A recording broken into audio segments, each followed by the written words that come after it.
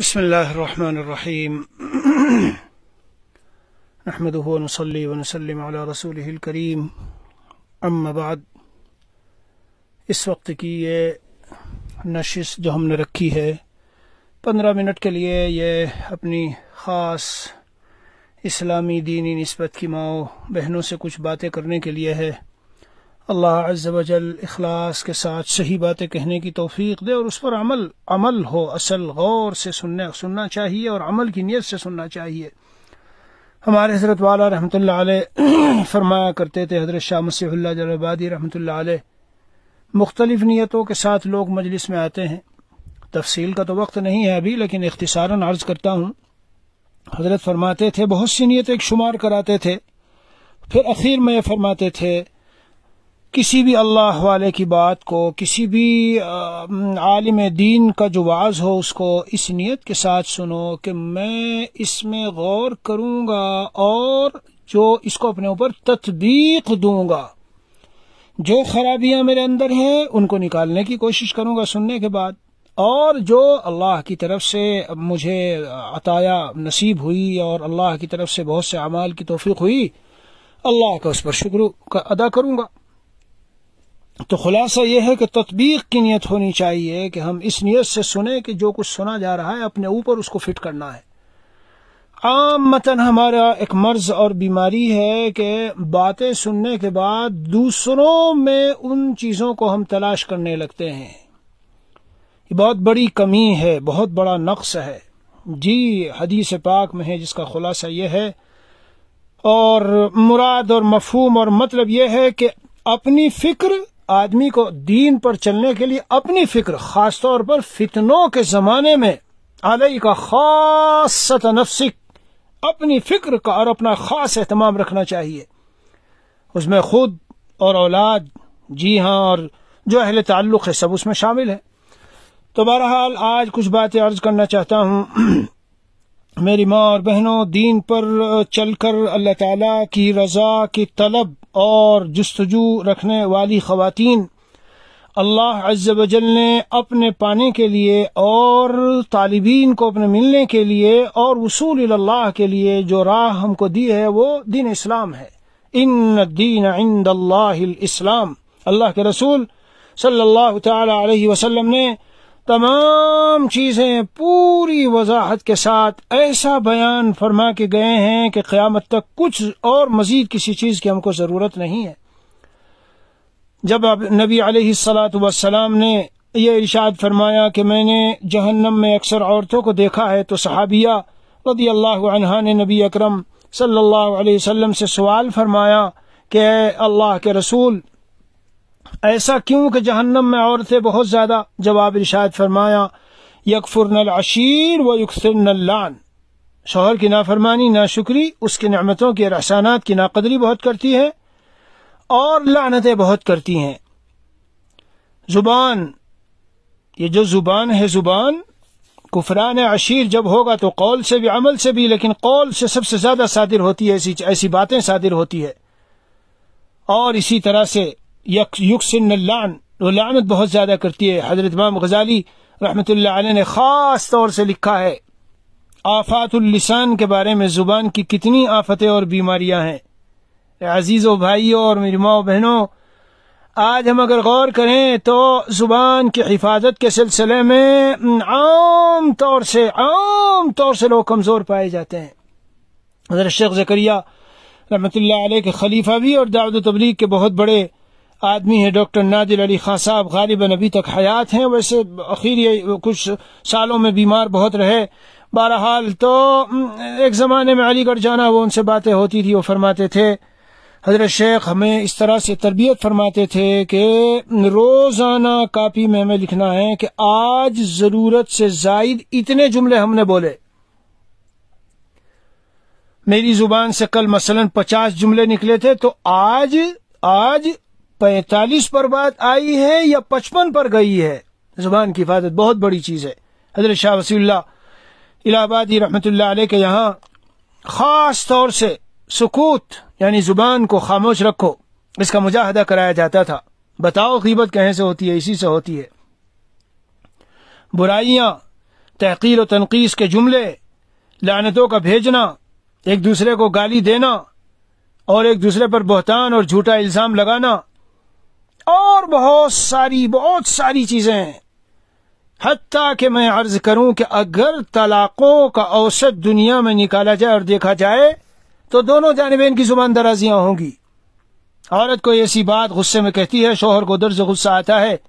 اس لیے کہ اللہ والی ایک اللہ والے کے پاس ایک عورت جب گئی اور اس نے شکایت کی، میرے شوہر مجھے کافی ستاتے ہیں، پریشان کرتے ہیں. وہ اللہ والے سمجھ گئے.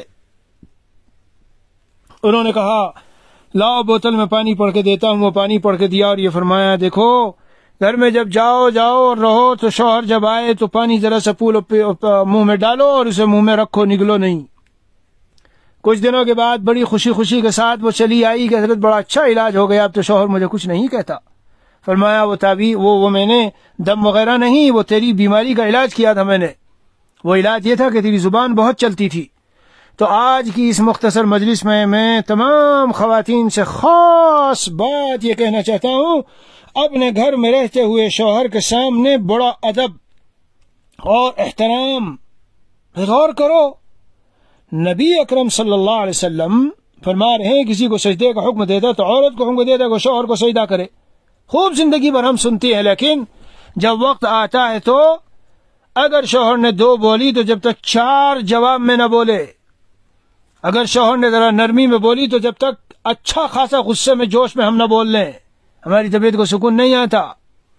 اور کسی کی کوئی بات کانوں میں پڑی چاہیے بس، پھر تو اس کے خلاف نفرتوں کا، برائیوں کا، بدگمانیوں کا، بدزنیوں کا ایک ایسا سلسلہ شروع ہوتا ہے اور مجلسیں لگتی ہے. پھر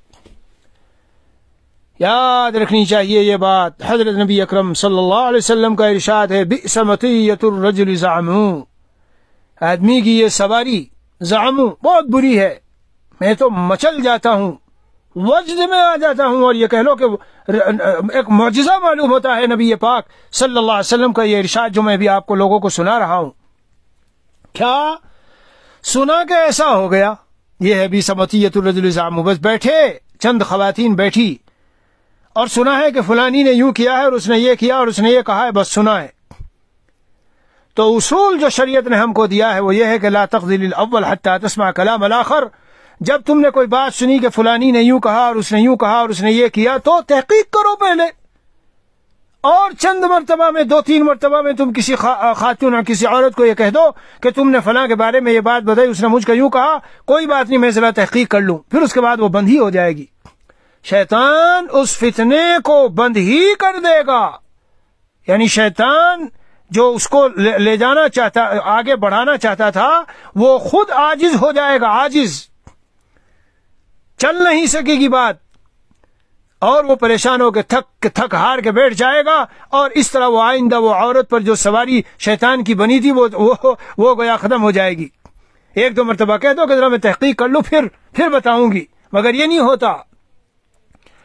اس طرح کی خواتین جو آتی ہیں اور باتیں لگاتی ہیں اور بیٹھتی ہیں، ان کو اپنا خیر خواہ سمجھا جاتا ہے، محسن سمجھا جاتا ہے، اور ان کے ساتھ اپنی محبت اور اپنا اچھا سلوک برتاؤ. حالانکہ یہ معلوم نہیں ہے کہ وہ پیٹھ پیچھے بیٹھ کر جو غیبتوں کا انبار لگا رہی ہیں اپنی مدر اللہ کے بارے میں اور فادر اللہ کے بارے میں اور اپنے فلاں رشتہ دار کے بارے میں تمہارے سامنے. کیا تم حاکمہ ہو یا وہاں کی کوئی بڑی آفیسر ہو کہ تم اس کو بلا کے اور کوئی اس کو انصاف دلواؤ گی؟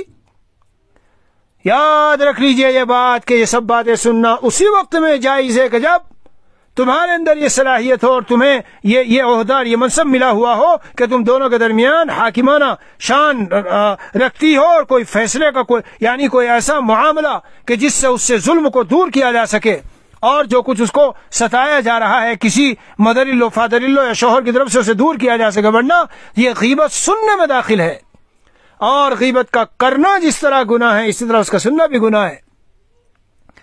لا تقذل الاول حتی تسمع کلام الاخر. کوئی فیصلہ نہ ہونا چاہیے ایک کے لیے جب تک دوسرے کی بات نہ سن لو. میں کہتا ہوں گھروں کے اندر ہونے والے بیشتر فتنوں، لڑائیوں اور جھگڑوں کی جڑ اور بنیاد یہ ہے کہ کسی ایک کی بات سن کر اس کو صحیح سمجھ کر ذہن میں بٹھا لینا اور پھر بدگمانیاں، بدزبانیاں اور غیبتیں اور تہمتیں اور الزامات کا ایک غیر منتہی سلسلہ شروع ہو جاتا ہے۔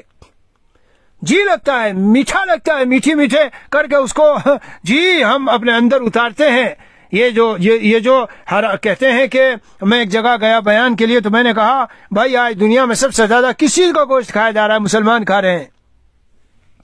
تو بیچارے گاؤں کے لوگ تھے، سب حیران ہو گئے کہ مولوی صاحب نے کیا سوال کر لیا۔ میں نے کہا نہیں بھائی بتاؤ۔ تو کسی نے کہا کہ جی بکرے کا تو مرغی کا تو فلاں کا تو فلاں کا۔ میں نے کہا نہیں میں بتاؤں، اپنے مسلمان حقیقی بھائی جی اپنے حقیقی بھائی کا گوشت کھایا جا رہا ہے۔ یا ایھا الذین آمنوا ولا یغتب بعضکم بعضا ایحب احدکم ان یاکل لحم اخیہ میتا، مردار بھائی پڑا ہوا ہے گویا، اور اس کو چاقو اور چھری سے کاٹ کاٹ کر بوٹی چپ چپ کر کے کھایا جا رہا ہے۔ میری ماں بہنوں غور کرو۔ اور میں نے کہا تطبیق کی نیت سے بیان سنو، اگر کہیں ایسی مجلسوں میں بیٹھنا ہوتا ہے اور ایسی باتیں ہوتی ہے، بظاہر بہت وہ تم کو اپنا خیر خواہ سمجھے گی اور محسن سمجھے گی، اور تم بھی سمجھو گی کہ یہ بہت مجھ سے محبت رکھنے والی ہے، لیکن یہ محفل، یہ مجلس اندر دل کو ظلمتوں سے بھر گئی، ظلمتوں سے، اور اندر میں جو داغ و دھبے لگ گئے اس گناہ کے، غیبت کے بہت خطرناک ہے۔ الغیبت اشد من الزنا، ایک مومن کی عزت پامال ہوتی ہے اس میں۔ اگر ہم اپنے گھروں کا نظام بنا لے کہ سننے کے بعد تحقیق کرنے کا مزاج، تو آدھے فتنے اور لڑائیاں گھر کی ختم ہے۔ کتنی ہی چیزیں، ذرا سے کوئی بات سنی اور بس ایک سلسلہ قائم ہو گیا، لگ گئی۔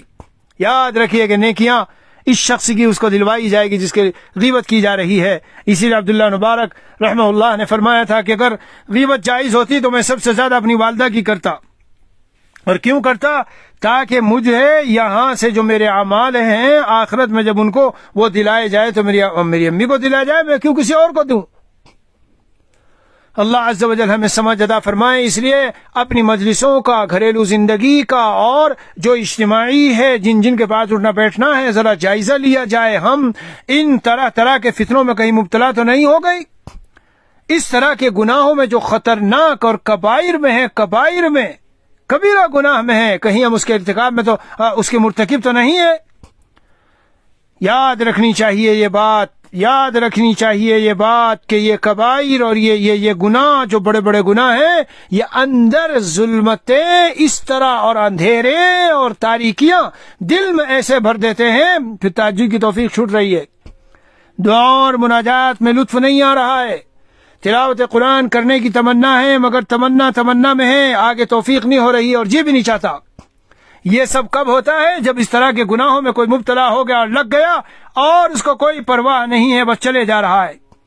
اور عامتاً ہوٹلوں کے کھانے، بے نمازیوں کے کھانے، ہاتھوں کے کھانے، اور آج کل تو فسق و فجور والے جن کو نہ نماز کا پتہ، نہ کلمے کا، نہ دین کا، نہ طہارت کا، ان کے کھانے اور لقمے جب پیٹ میں جاتے ہیں تو بھی یہ چیز اثر انداز ہوتی ہے۔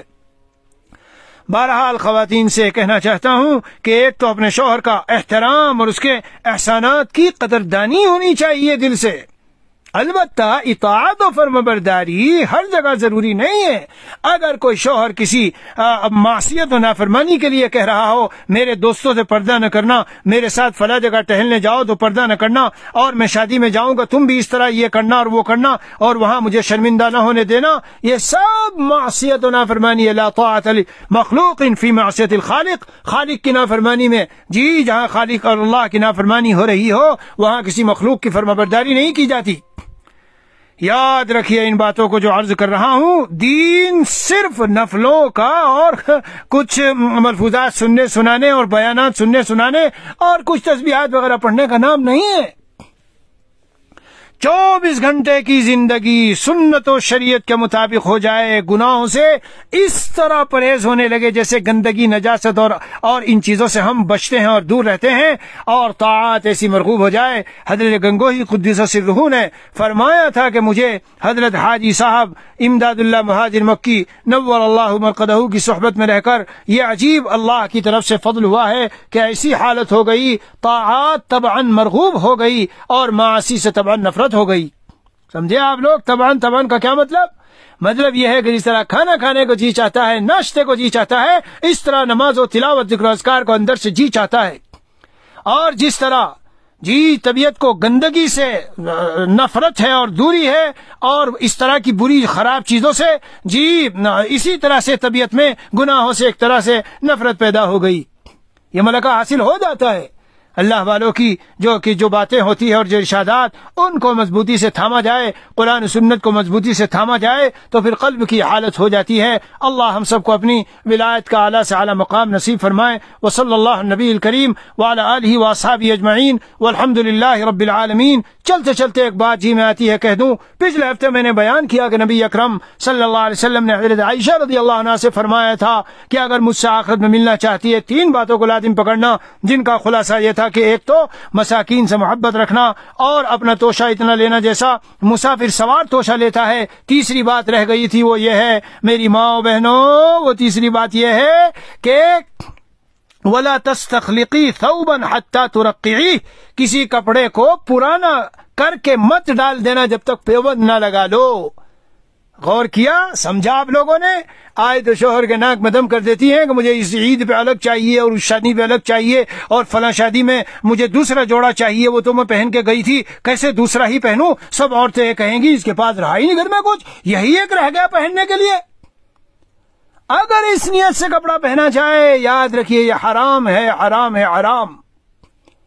عورتوں کی ذہن میں رکھ کر کے مجھے عزت ملے گی پہنو تو حرام ہے۔ تو اللہ کے رسول صلی اللہ علیہ وسلم حضرت عائشہ سبحان اللہ